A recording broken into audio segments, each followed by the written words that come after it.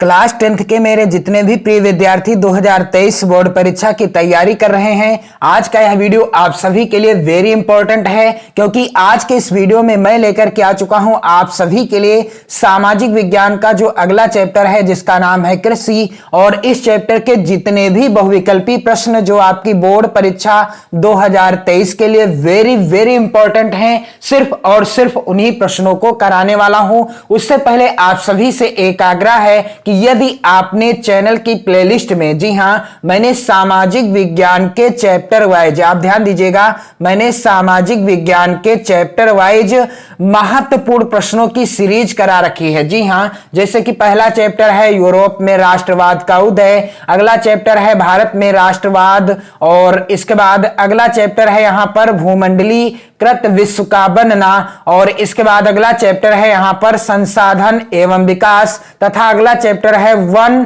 तथा वन्य जीव संसाधन।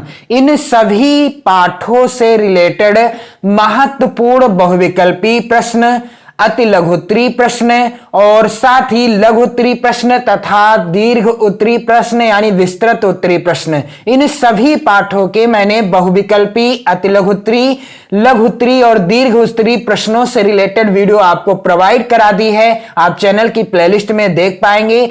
और इन सभी पाठों के जो भी महत्वपूर्ण प्रश्न हैं, चाहे बहुविकल्पी प्रश्न हो, अति लघु उत्तरीय प्रश्न हो, लघु उत्तरीय प्रश्न हो या फिर दीर्घ उत्तरीय प्रश्न हो, सिर्फ उन्हीं महत्वपूर्ण प्रश्नों को कराया है जो आपकी बोर्ड परीक्षा 2023 के लिए वेरी वेरी इंपॉर्टेंट है। तो आप चैनल की प्लेलिस्ट में वीडियो जरूर देखें और साथ ही आप अपनी नोट्स भी बनाते रहें। जी हां, आप अपनी नोट्स बनाते रहोगे तो आपको सामाजिक विज्ञान में 70 में से 65 प्लस अंक लाने से कोई भी नहीं रोक सकता।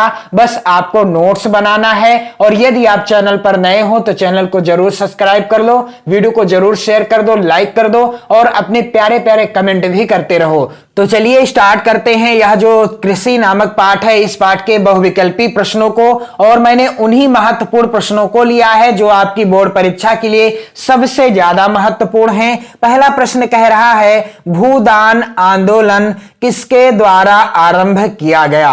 भूदान आंदोलन किसके द्वारा आरंभ किया गया? पहला विकल्प है महात्मा गांधी, दूसरा विकल्प है इंदिरा गांधी, तीसरा विकल्प है जवाहरलाल नेहरू और चौथा विकल्प है विनोबा भावे। तो भूदान आंदोलन किसके द्वारा आरंभ किया गया? इसका राइट आंसर क्या हो जाएगा कि भूदान आंदोलन विनोबा भावे जी के द्वारा आरंभ किया गया। किसके द्वारा आरंभ किया गया? भूदान आंदोलन आचार्य विनोबा भावे। यदि विकल्प में है तो आचार्य विनोबा भावे होगा, यदि विकल्प में है विनोबा भावे तो विनोबा भावे होगा। तो भूदान आंदोलन किसके द्वारा आरंभ किया गया? विनोबा भावे जी के द्वारा आरंभ किया गया था। और इसके बाद अगला प्रश्न है कर्तन दहन कृषि, जिसे झूम कृषि भी कहा जाता है। कर्तन दहन कृषि यदि आए या आ जाए झूम कृषि, निम्नलिखित में से किस राज्य में पाई जाती है या की जाती है? तो यहां पर पहला है विकल्प उत्तर प्रदेश, दूसरा विकल्प है राजस्थान, तीसरा विकल्प है उत्तराखंड और चौथा विकल्प है मिजोरम। तो कर्तन दहन कृषि या झूम कृषि दिए गए विकल्पों में से किस राज्य में पाई जाती है? इसका राइट आंसर क्या हो जाएगा? इसका राइट आंसर है मिजोरम। यहां पर चौथा वाला विकल्प सही हो जाएगा।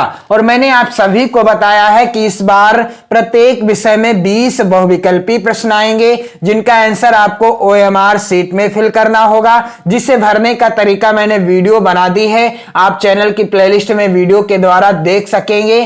तरीका भी बताया है किस तरीके से OMR शीट भरनी है और किस तरीके से OMR शीट में इसी तरह के 20 प्रश्नों का आंसर फिल करना है। तो कर्तन दहन कृषि या झूम कृषि निम्नलिखित में से किस राज्य में पाई जाती है? मिजोरम राज्य में पाई जाती है। अगला प्रश्न संख्या तीसरा है कि निम्नलिखित में से बायोडीजल फसल कौन सी है? निम्नलिखित में से कौन सी फसल है जो कि बायोडीजल के अंतर्गत आती है या जिसके द्वारा बायोडीजल बनाया जाता है? तो यहां पर पहला विकल्प है सूरजमुखी, दूसरा विकल्प है अरंडी, तीसरा तीसरा विकल्प है जट्रोफा और चौथा विकल्प है नारियल। तो निम्नलिखित में से बायोडीजल फसल कौन सी है? इसका राइट आंसर क्या हो जाएगा? जट्रोफा। राइट आंसर क्या है? जट्रोफा जो है यह बायोडीजल फसल के अंतर्गत आता है। और इसके बाद जो प्रश्न है वेरी वेरी इंपॉर्टेंट प्रश्न कह रहा है कि निम्न में से कौन सा जूट उत्पादक राज्य है? पहला विकल्प है ओडिशा, दूसरा विकल्प है पश्चिम बंगाल, तीसरा विकल्प है बिहार और चौथा विकल्प है असम। तो निम्न में से कौन सा जूट उत्पादक राज्य है? इसका राइट आंसर क्या हो जाएगा? इसका राइट आंसर है, यहां पर आप देख पा रहे हैं, इस प्रश्न का राइट आंसर है पश्चिम बंगाल। यहां पर दूसरा जो विकल्प है सही हो जाएगा। पश्चिम बंगाल राज्य दिए गए विकल्पों में से जूट उत्पादक राज्य है। अगला प्रश्न है वेरी इंपॉर्टेंट प्रश्न है और यह प्रश्न दो तरीकों से पूछा जाता है। कौन कौन से? यहां पर पहले में दिया है कि ऑपरेशन फ्लड, यह प्रश्न आ जाएगा कि श्वेत क्रांति। तो चाहे प्रश्न में लिखा हो ऑपरेशन फ्लड या लिखा हो श्वेत क्रांति, दोनों का एक ही तात्पर्य है, संबंधित है। क्या कह रहा है प्रश्न? संबंधित है। ऑपरेशन फ्लड या श्वेत क्रांति संबंधित है। किससे संबंधित है? पहला विकल्प है नमक उत्पादन से, दूसरा विकल्प है ऊन उत्पादन से, तीसरा विकल्प है दुग्ध उत्पादन से और चौथा क्या है? चीनी उत्पादन से। तो ऑपरेशन फ्लड हो या श्वेत क्रांति हो, कुछ भी दिया हो प्रश्न में, आपका उत्तर क्या हो जाएगा? दुग्ध उत्पादन से। जो ऑपरेशन फ्लड है या श्वेत क्रांति है, किसके उत्पादन से संबंधित है? दुग्ध उत्पादन से संबंधित है। यहां पर तीसरा वाला विकल्प सही हो जाएगा। और आप इस वीडियो को शेयर कर दें अपने सभी प्यारे मित्रों में, अपने प्यारे प्यारे कमेंट भी करते रहें। यहां पर अगला प्रश्न है वेरी इंपॉर्टेंट प्रश्न है, निम्नलिखित में से कौन सी बागानी फसल है? दिए गए विकल्पों में से कौन सी फसल है जो बागानी फसल है? पहला है विकल्प गन्ना, दूसरा विकल्प है कपास, तीसरा विकल्प है जूट और चौथा विकल्प है कहवा। तो दिए गए विकल्पों में से कौन सी फसल है जो बागानी फसल के अंतर्गत आती है? इसका राइट आंसर हो जाएगा कपास। राइट आंसर क्या है? कपास हो जाएगा। और अगला प्रश्न है वेरी इंपॉर्टेंट, निम्नलिखित में से कौन सी औद्योगिक फसल है? दिए गए विकल्पों में से कौन सी फसल है जो कि औद्योगिक फसल के अंतर्गत आती है? पहला विकल्प दिया गया है गेहूं, दूसरा विकल्प दिया गया है दालें, तीसरा विकल्प है यहां पर मक्का और चौथा विकल्प है चाय। तो दिए गए विकल्पों में से कौन सी फसल है जो औद्योगिक फसल के अंतर्गत आती है? राइट आंसर क्या है? चाय। यहां पर राइट आंसर कौन सा है? चाय हो जाएगा। अगला प्रश्न वेरी इंपॉर्टेंट है और आपकी बोर्ड परीक्षा 2023 के लिए सबसे ज्यादा महत्वपूर्ण प्रश्न है। प्रश्न कह रहा है क्या? कि हरित क्रांति संबंधित है। हरित क्रांति किससे संबंधित है? पहला विकल्प है दुग्ध उत्पादन से, दूसरा है वृक्षारोपण से, तीसरा विकल्प है कृषि उत्पादन से, चौथा विकल्प क्या है? मत्स्य उत्पादन से। तो हरित क्रांति किससे संबंधित है? इसका राइट आंसर क्या हो जाएगा? हरित क्रांति कृषि उत्पादन से संबंधित है। कृषि के क्षेत्र में नए विकास यानी नई फसलों का उत्पादन, नए तरीके से कृषि का उत्पादन करना ताकि आर्थिक लाभ प्राप्त हो सके, इसलिए हरित क्रांति किससे संबंधित है? कृषि उत्पादन से संबंधित है। नए तरीके के अनाजों का उत्पादन हरित क्रांति के ही अंतर्गत किया गया था। इसके बाद अगला प्रश्न वेरी इंपॉर्टेंट है। प्रश्न कह रहा है कि निम्नलिखित में से कौन सी रबी की फसल है? तो पहले तो मैं आपको बताना चाहूंगा कि रबी की फसल कब बोई जाती है, यानी बोए जाने का समय क्या है। तो यहां पर आप ध्यान दीजिएगा, जो अक्टूबर से नवंबर का माह होता है, इसी के मध्य रबी की फसल बोई जाती है और इसके अंतर्गत जितनी भी फसलें बोई जाती हैं सभी रबी की फसलों के अंतर्गत यानी रबी की फसल के अंतर्गत ही आ जाती हैं। यहां पर विकल्प क्या है? धान, दूसरा है बाजरा, तीसरा है गेहूं और चौथा क्या है? मक्का। तो दिए गए विकल्पों में से राइट आंसर क्या हो जाएगा कि निम्नलिखित में से कौन सी फसल रबी की फसल है? गेहूं है, क्योंकि यह जो है अक्टूबर और नवंबर के मध्य बोया जाता है। जैसा कि आप सभी जानते हैं नवंबर माह चल रहा है और गेहूं की बुआई स्टार्ट हो चुकी है।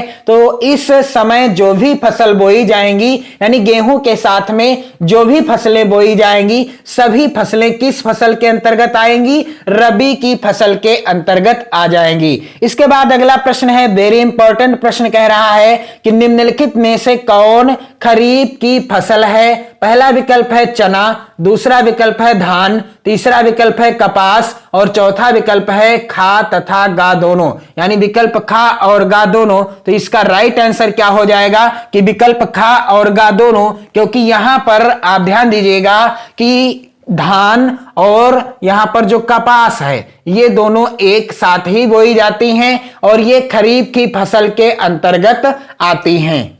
इसके बाद अगला प्रश्न यहां पर दिया गया है कि निम्नलिखित में से कौन सी एक रेशेदार फसल है? दिए गए विकल्पों में से कौन सी फसल है जो रेशेदार फसल है? पहला विकल्प है जूट, दूसरा विकल्प है कॉफी, तीसरा विकल्प है जौ और चौथा विकल्प है यहां पर रबड़। तो दिए गए विकल्पों में से कौन सी फसल है जो रेशेदार फसल के अंतर्गत आती है? इसका राइट आंसर क्या हो जाएगा? जूट, क्योंकि जूट जो है रेशेदार फसल है। अगला प्रश्न है यहां पर, निम्नलिखित में से कौन सी फसल मोटे अनाज के अंतर्गत सम्मिलित की जाती है? पहला विकल्प है चना, दूसरा विकल्प है मूंगफली, तीसरा विकल्प है ज्वार और चौथा विकल्प है मूंग।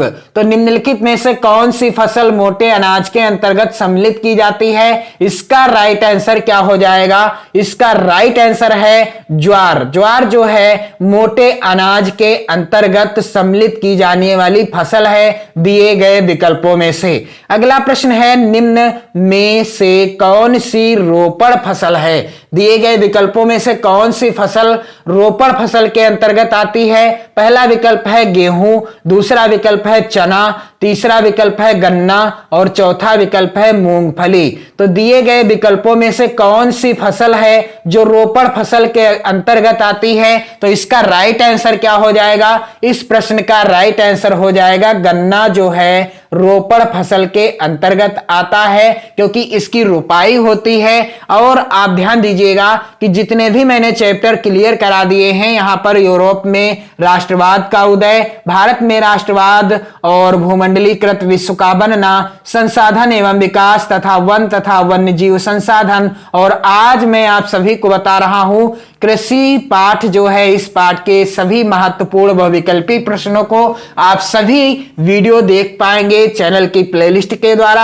आप अपनी नोट्स भी बनाएं, क्योंकि आपको लाना है इस बार 70 में से 70 अंक सामाजिक विज्ञान में, और साथ ही मैं आपको सामाजिक विज्ञान के जल्द ही मॉडल पेपर भी प्रोवाइड कराऊंगा। और जो फ्री बोर्ड परीक्षाएं होने वाली हैं आपकी जनवरी और फरवरी के मध्य, फ्री बोर्ड परीक्षाएं, आप ध्यान दीजिएगा, फ्री बोर्ड से भी रिलेटेड जल्द ही आपको मॉडल पेपर मैं प्रोवाइड करा दूंगा। आप कमेंट करें, मैं आपको जल्द ही मॉडल पेपर प्रोवाइड कराने वाला हूं, आप सभी कमेंट करें। और इसके बाद अगला जो मोस्ट इंपॉर्टेंट प्रश्न है इस टॉपिक का, यानी इस पाठ का, निम्न में से कौन सी रेशेदार फसल है? पहला विकल्प है कपास, दूसरा विकल्प है जूट, तीसरा विकल्प है प्राकृतिक रेशम और चौथा है इनमें से सभी। तो राइट आंसर क्या हो जाएगा कि दिए गए विकल्पों में से कौन सी रेशेदार फसल है? राइट आंसर है इनमें से सभी, क्योंकि कपास भी रेशेदार फसल है, जूट भी रेशेदार फसल है और प्राकृतिक जो रेशम होता है वह तो रेशेदार फसल है ही।